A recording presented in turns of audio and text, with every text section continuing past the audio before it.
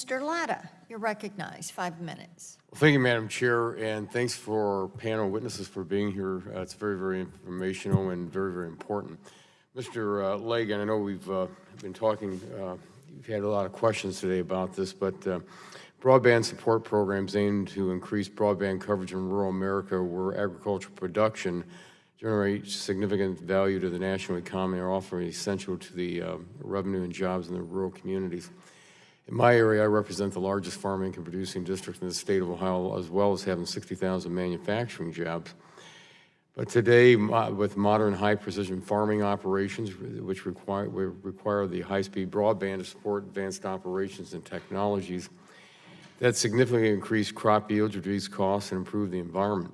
A program that only seeks to measure broadband coverage based on population centers, households, or road miles will overlook coverage gaps in the agricultural communities. Will you speak to the importance of ensuring that broadband mapping and coverage measurements are updated to adequately identify underserved and unserved cropland and other agricultural areas for the purposes of high-speed broadband deployment? Certainly. Congressman Latta, thank you for the question. Rural areas across the country are the next explosion in terms of innovation of technology is going to happen actually in rural America, we believe. And an example is the one that you cited, how farming in the United States is changing rapidly. And the only way that it can continue to change rapidly is for adequate infrastructure in those rural areas to exist. And so getting the mapping right is incredibly important for rural areas. That's why we have such a concern about collecting data at the census block level of detail, because those are the areas that are most overrepresented in terms of current data collection processes. And yet those are the areas that we need to try to fix. Those are where the broadband coverage gaps exist. Well, again, maybe you can go into a little more detail. How do we fix it to make sure that we've got it mapped correctly?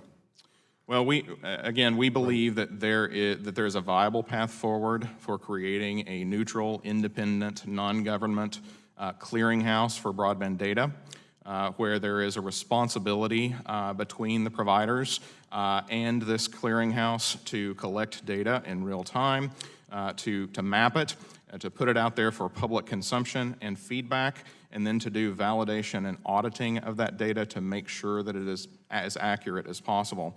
This is effectively how we were so successful during the SBI mapping years, as we played that clearinghouse role on behalf of 13 different state and territories. Well, thank you.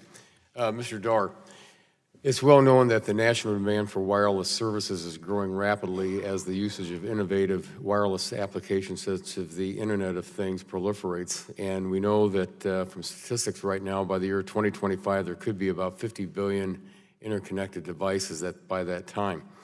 Essential health applications, state-of-the-art agricultural tools, educational services, business operations all employ wireless methods to improve our daily lives. And again, in rural America, wireless is often the only reasonable economic means to providing high-speed broadband coverage. In what ways can Congress or the FCC improve data collection for wireless services to identify areas where access to high-speed mobile broadband is lacking or non-existent? I think the first thing to do is consider not only population covered, but also area covered, and specifically agricultural farmed areas covered. Your point about IoT is absolutely dead on. We've got the technology in the field now that's looking at moisture content, yield, and number of hours of sunlight per day. This could all help us dramatically increase the efficiency of our cropland. So as we are looking at the mapping aspect of this, taking into consideration not only where the people are that need access to broadband for education, entertainment, et cetera, but also from the standpoint of what level of service actually do these devices in the field need. Where some devices are going to be very simple. They're simply going to spit a little bit of information out every hour, every day, and run on batteries, and they have a limited lifespan. But you have opportunities for people in the field that may be driving a large piece of farming equipment to actually gain training and expertise and be able to communicate back and forth with the manufacturer of the vehicle. And of course, the vehicle manufacturers are collecting telematics information off of these vehicles as well. It's important to make sure that they're maintained properly, understand how many hours they've been running, and also gather the information on the yield off of the cropland. So this is a critical part of this moving forward. There are going to be more devices out there that are communicating with the networks than there are people in the very, very near future. Well, thank you very much. And Madam Chair, my time has expired.